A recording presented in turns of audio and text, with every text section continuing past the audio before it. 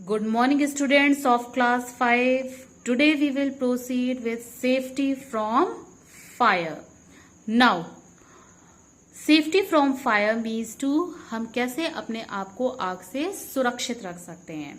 So, domestic fires and kitchen injuries are the most common examples of accidents due to carelessness.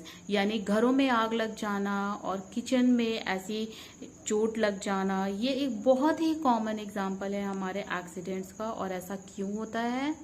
ऐसा होता है हमारी लापरवाही की वजह से. Okay, so most fires occur while working in the kitchen और वाइल यूजिंग इलेक्ट्रिक गैजेट्स. तो घरों में किस समय आग लगती है, कब आग लगती है? ऐसा तभी होता है जब आप किचन में काम कर रहे होते हैं या फिर आप कोई इलेक्ट्रिक गैजेट यूज कर रहे होते हैं. Do you know the meaning of electric gadget? Electric gadgets means बिजली के उपकरण like fan, AC, cooler, mixie etcetera. So to prevent this you should follow instructions that is given here. तो इन सब से बचने के लिए आपको क्या करना है? आपको कुछ इंस्ट्रक्शंस को फॉलो करना है जो कि यहाँ पर आपको इस तरह से दिए हुए हैं. जैसे number 1, use proper clothes duster to hold hot pots and pans instead of your own clothes. जब भी आप कोई गर्म बर्तन उठा रहे हो तो आपको एक प्रॉपर क्लोथ्स और डस्टर का यूज करना चाहिए. यानी कि किचन का आपको कपड़ा, एक प्रॉपर कपड़ा होता है, वो आपको यूज करना चाहिए और वो कपड़ा आपका कॉटन का होना चाहिए, बजाय इसके कि आप अपने कपड़ों से किसी हॉट पॉट को पकड़े. Is that clear? Now second is get all electric gadgets checked from time to time. हमें समय समय पर अपने सारे ही इलेक्ट्रिक गैजेट्स चेक करते रहना चाहिए. किसी का तार तो नहीं शॉर्ट हो रहा है, किसी के तार में क्रैक तो नहीं आ गया है. तो ये सब चीजें हमें टाइम टू टाइम चेक करते रहना चाहिए ताकि हमारे घर में कभी भी अचानक से इस तरह के एक्सीडेंट्स ना हो. If a crack is seen in the plastic covering of any wire, get it replaced. अगर आपको कहीं पर भी ऐसा दिख रहा है कि आपके तार में कहीं से भी थोड़ा सा कटा है या कुछ भी है, तो आपको तुरंत उसको रिप्लेस करना चाहिए. ऐसा क्यों? It may short or can or maybe give you an electric shock. Is that clear? Now, number 4, never keep a kerosene stove on the floor. कभी भी आपको केरोसिन स्टोव जमीन पर नहीं रखना चाहिए. If it gets knocked over, अगर वो ठोकर लग के गिर जाएगा तो क्या होगा? The oil can get spilled, resulting in a fire.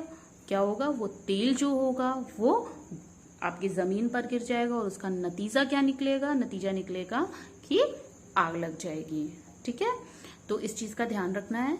Number 5, if the oil in the pan catches fire, smooth the fire bye covering the pan. आपने कभी देखा होगा जैसे मम्मी पैन पे दाल में तड़का लगाती है ना मम्मी, तो आपने देखा होगा कि जब कभी कभी ऐसा होता है कि ऑयल बहुत ज्यादा गर्म हो जाता है तो उसमें फिर फायर कैच कर लेता है, आग पकड़ लेता है, उसमें आग निकलने लगती है. तो ऐसे में घबराना नहीं चाहिए. ऐसा नहीं कि आप उसमें पानी डाल दो. अगर आपने उसमें पानी डाला तो वो आग और तेज हो जाएगी. ऐसे में आपको क्या करना चाहिए? उसको तुरंत किसी भी बर्तन से कवर कर देना चाहिए. Is that clear? कोई लिड लीजिए और उसको तुरंत से कवर कर दीजिए. Never wear nylon or synthetic cloths in the kitchen or while burning crackers during Diwali because they catch fire very easily. कभी भी आपको नायलॉन और सिंथेटिक के कपड़े किचन में पहनकर नहीं जाने चाहिए, क्योंकि सिंथेटिक और नायलॉन के कपड़े आग बहुत तेजी से पकड़ते हैं. इसलिए जब दिवाली का त्योहार होता है तो हम लोग पटाखे जलाते हैं ना, तो ऐसे में भी हमें कोशिश यही करनी चाहिए कि हम कॉटन के कपड़े यूज करें, कॉटन के कपड़े पहने. हमें नायलॉन और सिंथेटिक कपड़ों को अवॉइड करना चाहिए. Is that clear? So never wear nylon और synthetic clothes in the kitchen और while burning crackers during Diwali because they catch fire easily. क्योंकि ऐसे क्या होगा? आग जल्दी पकड़ सकती है. And cotton clothes are safer to wear. So prevention from fire. अब आग से बचने के लिए अगर कभी ऐसे एक्सीडेंट्स हो जाते हैं कि कहीं आग लग गई है, तो ऐसे केस में हमें क्या करना चाहिए? एज वी नो कि to keep burning fire needs air. आग, जब भी आग लगती है तो आग में सबसे ज्यादा हाथ किसका होता है? एयर का, है ना। एयर की वजह से आग बढ़ती है, फायर बढ़ती है।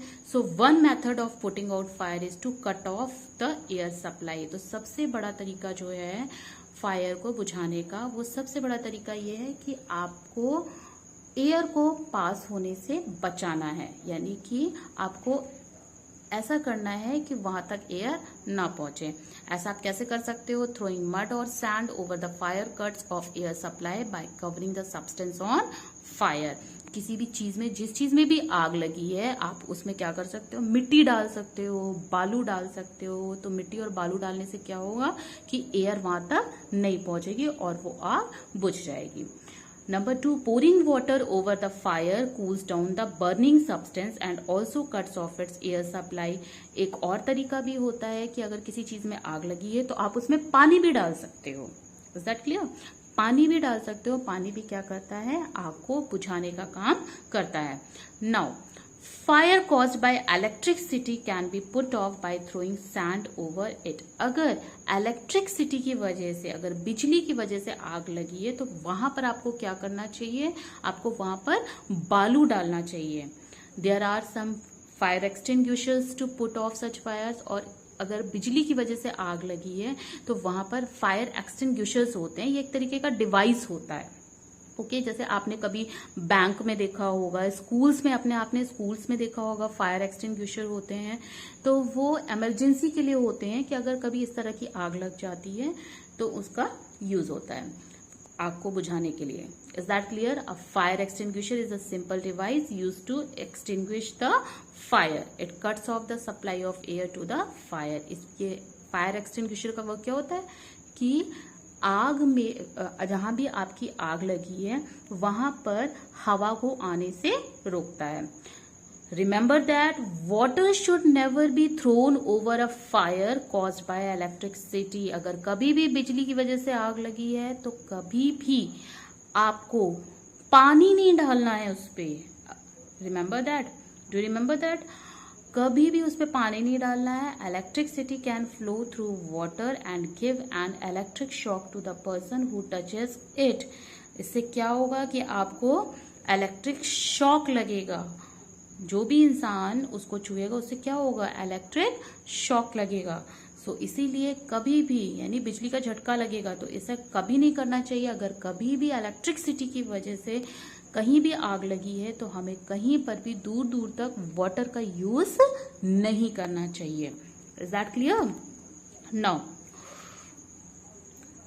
Never throw water over burning kerosene और पेट्रोल। अगर कभी कैरोसिन या पेट्रोल की वजह से आग लगी है तो हमें कभी भी उस पर पानी नहीं डालना चाहिए। ऐसा क्यों? Because these are lighter than water and float over water and will continue burning. क्योंकि ये जो होते हैं ये पानी से हल्के होते हैं, ठीक है। इससे आग नहीं बुझती, जबकि पानी जो होगा वो आपका कैरोसिन पे और पेट्रोल पे फ्लोट करने लगेगा, यानी तैरने लगेगा, लेकिन उससे कोई इफेक्ट पड़ने वाला नहीं है। In case the fire is severe, अगर कभी ऐसा होता है कि बहुत सीवियर केस हो गया है, बहुत गंभीर दुर्घटना ऐसी कोई हो गई है, तो हमें तुरंत 101 पर कॉल करना चाहिए। तो ये जो 101 नंबर है ये आपका किसका नंबर है? फायर ब्रिगेड का नंबर है। Is that clear? Now if clothes catch fire, roll on the ground. This cuts off the air supply to the fire and put it out. If the blanket or rug is available, rolling up in it's more effective. अगर कभी आपके कपड़ों में आग लग गई है तो आपको क्या करना चाहिए? जिस भी शख्स के कपड़े में आग लगी है आपको जमीन पे उसको रोल करना चाहिए। रोल करना चाहिए मीन्स टू राउंड उसको रोल करना चाहिए, जिससे कि क्या होगा कि एयर का सप्लाई जो है वो रुकेगा। और अगर हो सके तो आपके पास ब्लैंकेट हो या रग हो तो उस पर आपको उसको लपेट के उस पर उसको रैप करके तब उसको आपको रोल करना चाहिए। ये ज्यादा इफेक्टिव होता है। Is that clear? Now as we already studied about first aid in our previous chapter. Let's have a recap of first aid. That first aid is an immediate help given to a wounded or injured person before proper medical aid. तो first aid हम उसे कहते हैं जिसे जो कि तुरंत चिकित्सा दी जाए किसी घायल व्यक्ति को डॉक्टर के आने से पहले. Proper first aid can prevent the injury from gets worse and can something even save a life. इससे अब क्या होगा, फर्स्ट एड देने से फर्स्ट एड देने से का बेनिफिट ये है कि जो एक सीवियर इंजरी है उसकी वर्स कंडीशन में पहुंचने से हम उस शख्स को रोक सकते हैं और हम जो है क्या कहते हैं उसकी लाइफ भी बचा सकते हैं. Is that clear? Okay, so thank you class.